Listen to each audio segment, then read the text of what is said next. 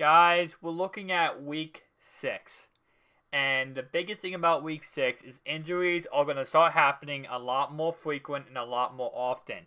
What does that mean? You want the fantasy handcuffs to the biggest running backs. So what's number one? The best handcuff you can get right now. Now I usually like to, at least have one handcuff on my bench the whole entire season. If you handcuffed Devontae Freeman with Tevin Coleman at the beginning of the year, you are loving life right now. If he is on your waiver wire, go pick him up. Tevin Coleman's amazing. But that's what I'm talking about, guys. Handcuffs. Now with Atlanta, it's kind of difficult because, Tevin Coleman and Devontae Freeman are both used plenty. So it's not really a handcuff over there. But the biggest one right now, I would have to say, is going to be Derrick Henry in Tennessee. Now, although, yes, DeMarco is amazing, and DeMarco owns that offense, it's DeMarco's team right now. If DeMarco goes down with injury, Derrick Henry is RB1 status.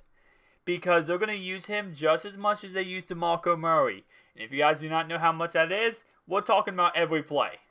So, Derrick Henry should be on your bench, and if nothing else, in case DeMarco goes down, that man's going to be a top 5 running back if DeMarco goes down. So have Derrick on your bench. If you have 5 bench spots, one of them bench spots, Derrick Henry. If you have 10 bench spots, whatever, Derrick Henry number 1. Next one I would look at is, and this is more if you're an Eddie Lacy owner, James Starks. We saw last year when Eddie Lacy went out, James Starks was a starter. Obviously, he's a backup, and obviously, I don't expect much from James Starks. But if James Starks is the starting running back in Green Bay, just because of the opportunities and the times he's going to touch the ball, he's going to get a lot of points. It's just, how it works. If you're the starting running back, you're going to get enough touches, you're going to get the goal line carries, and he's going to get in the end zone.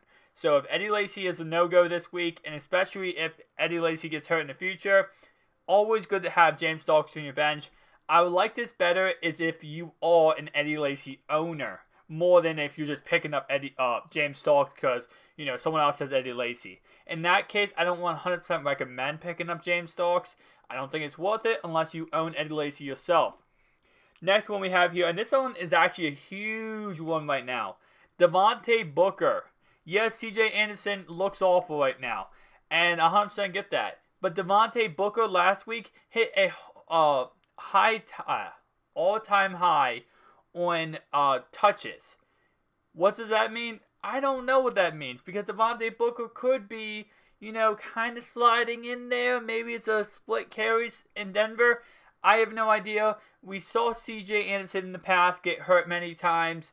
We saw Ronnie Hillman shine when C.J. Anderson got hurt last year. This could be a Ronnie Hillman type of thing where, Booker comes in like Ronnie Hillman, takes over the show, he's the starter, and then maybe he starts fumbling or he gets hurt, and then bam, comes back in C.J. Anderson.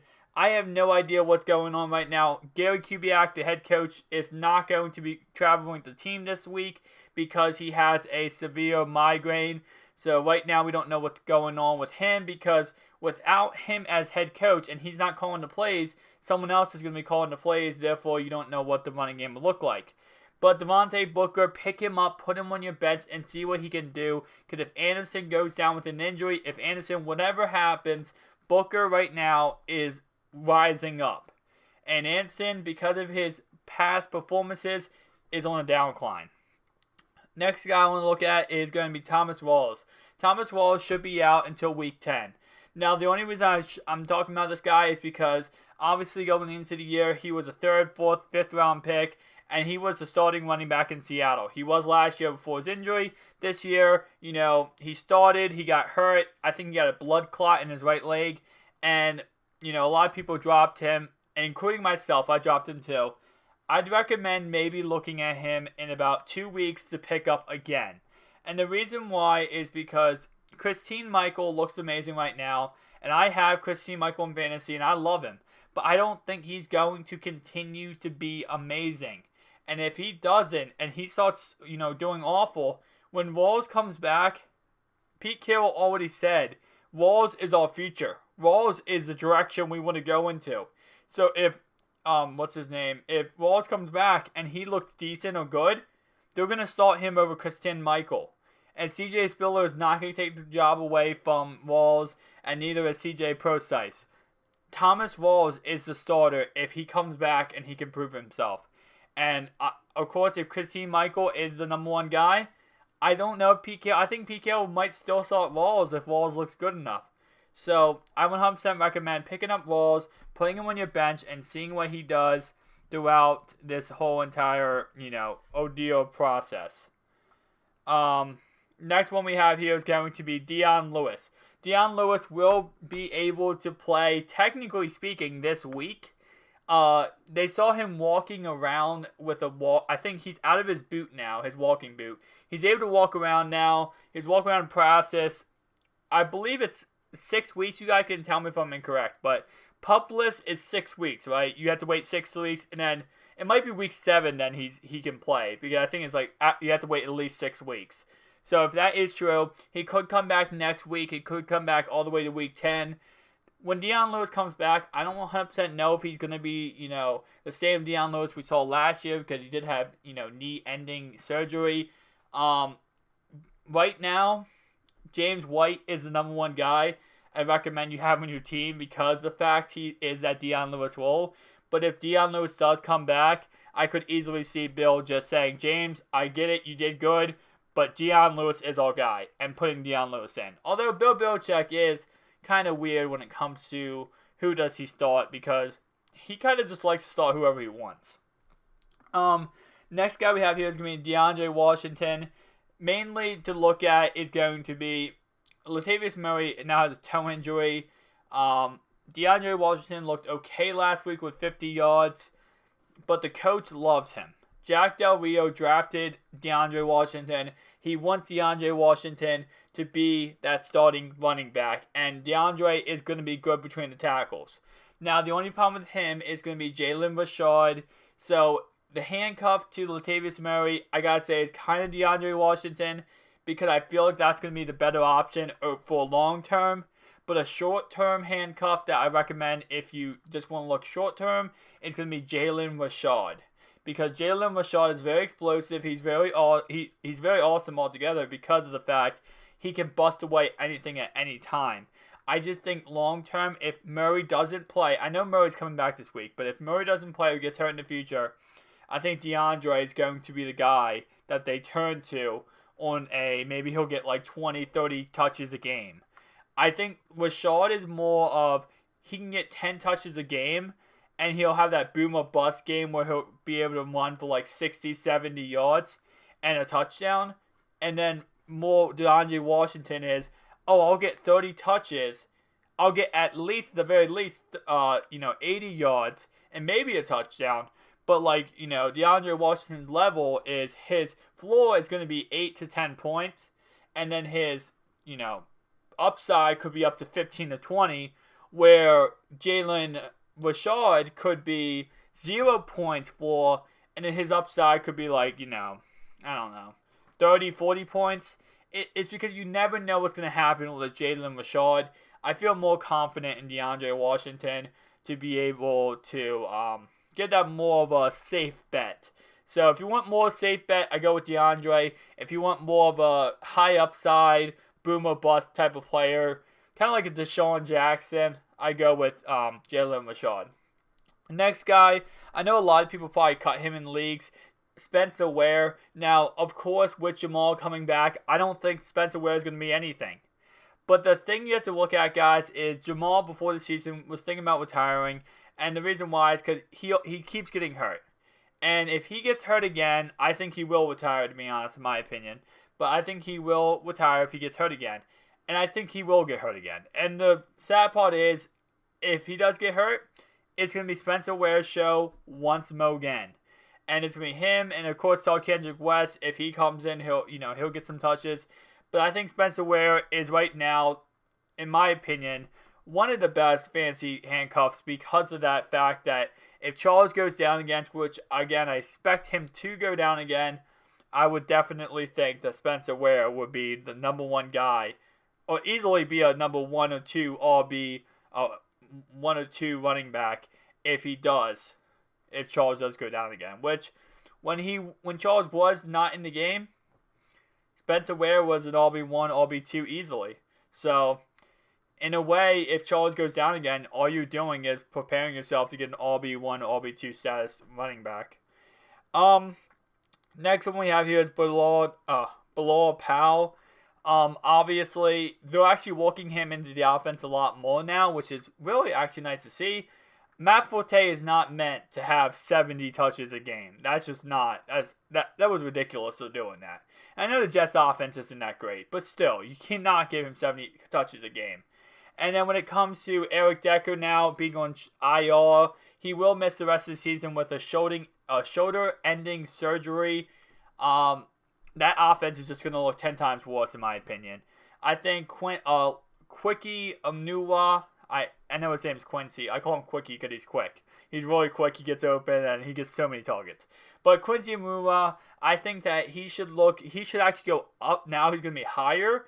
I would recommend him as a wide receiver 2, maybe a flex option, because of the fact that he's going to get a lot more targets now.